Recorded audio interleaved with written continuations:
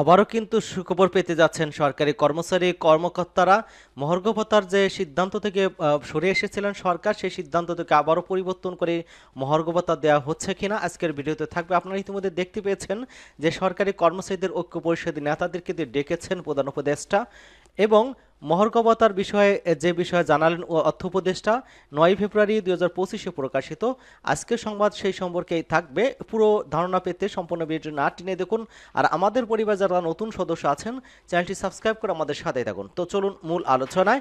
এখানে যেটা বলা হয়েছে, ৫০% মহার্ঘ ভাতা এবং নম পে স্কেল বাস্তবায়ন সহ ৭ দফা দাবিতে আন্দোলনরত সরকারি চাকরিজীবীদের নেতা যারা রয়েছেন তাদেরকে ডেকেছেন প্রধান উপদেষ্টা ডক্টর মোহাম্মদ ইউনূস। এবং দুইটায় বাংলাদেশ সরকারি কর্মচারী দাবি আদায় ঐক্য পরিষদের ব্যানারে ১৫ সদস্যের একটি প্রতিনিধি দল দেখা করেন এবং সাক্ষাতের বিষয়টি নিশ্চিত করে বাংলাদেশ সরকারি কর্মচারী উন্নয়ন পরিষদের সাধারণ সম্পাদক ঐক্য পরিষদের সমন্বয়ক আব্দুল আসাদুল ইসলাম ঢাকা পোস্টকে বলেছেন, দীর্ঘদিন ধরে আমরা আন্দোলন করছি। সর্বশেষ ৭ ফেব্রুয়ারি শুক্রবার কেন্দ্রীয় শহীদ মিনারে কিন্তু সমাবেশ করেছি। এরপর কিন্তু প্রধান উপদেষ্টার কার্যালয় থেকে ১৫ সদস্যের একটি প্রতিনিধি দল দেখা করতে গিয়েছিলেন এবং সেখানে কি হয়েছে সেটা তিনি জানিয়েছেন যে আমাদের ৭ দফা দাবি মূলত ৫০% মহার্ঘ ভাতা এবং নম পে স্কেল দ্রুত বাস্তবায়ন এবং এই ২ দফা দাবির প্রতি বেশি গুরুত্ব দেব। ছাত্র জনতা যে বিপ্লবের মধ্য দিয়ে বৈষম্যহীন দেশ গড়ার প্রত্যয়ে এই সরকার দায়িত্ব গ্রহণ করেছেন। আশা করি কর্মচারীদের বেতন ভাতা নিয়ে যে বৈষম্যের শিকার সেটি ডক্টর মোহাম্মদ ইউনূস বুঝবেন এবং তাৎক্ষণিক ব্যবস্থা গ্রহণ করবেন। প্রধান উপদেষ্টার সঙ্গে সাক্ষাৎ করতে যাচ্ছেন, ইতিমধ্যে কিন্তু গিয়েছেন এবং সেখানে কিন্তু সভাপতি গিয়েছিলেন, সভাপতি ওয়ারেস আলী, বাংলাদেশ সরকারি কর্মচারী উন্নয়ন পরিষদের জিয়াউল হক, সাধারণ সম্পাদক আসাদুল ইসলাম সহ আর অনেকেই। এবং সেখানে কিন্তু প্রধান উপদেষ্টার সাথে সরাসরি সাক্ষাৎ না হলেও প্রধান উপদেষ্টা যে এপিএস সাবির হোসেনের সাথে তার সাথে দেখা করেছেন, সেখানে কিন্তু ৫০% মহার্ঘ ভাতা এবং ৭ দফার দাবিতে স্মারকলিপি প্রদান করেছেন।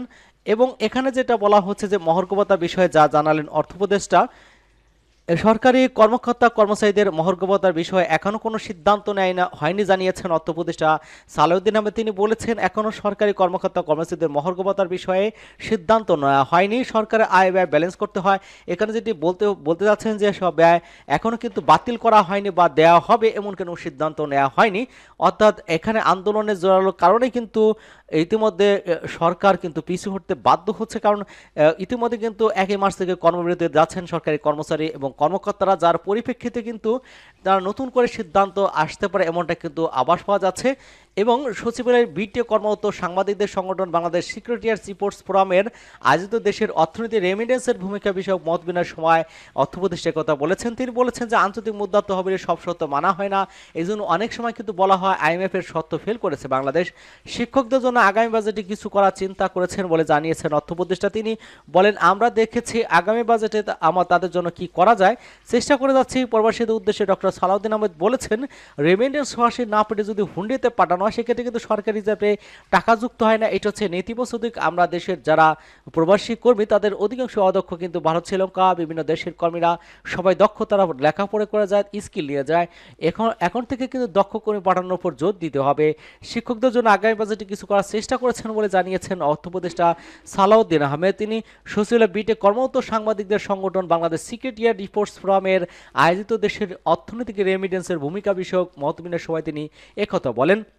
এবং শিক্ষকদের দাবির বিষয়ে এক প্রশ্নের জবাবে সালাউদ্দিন আহমেদ বলেছেন, আমরা দেখেছি আগামী বাজেটে তাদের জন্য কি করা যায় চেষ্টা করে যাচ্ছি, এটাই তিনি এখানে বলেছেন। এবং আমরা ইতিমধ্যে লক্ষ্য করেছি যে সরকারি চাকরিজীবীদের দ্রব্যমূল্য হিসাবে নিষ্পত্তি ঋণে জর্জরিত হয়ে পড়েছে, তাদের বাঁচাতে কিন্তু এই মুহূর্তে ৫০% মহার্ঘ ভাতা খুবই জরুরি।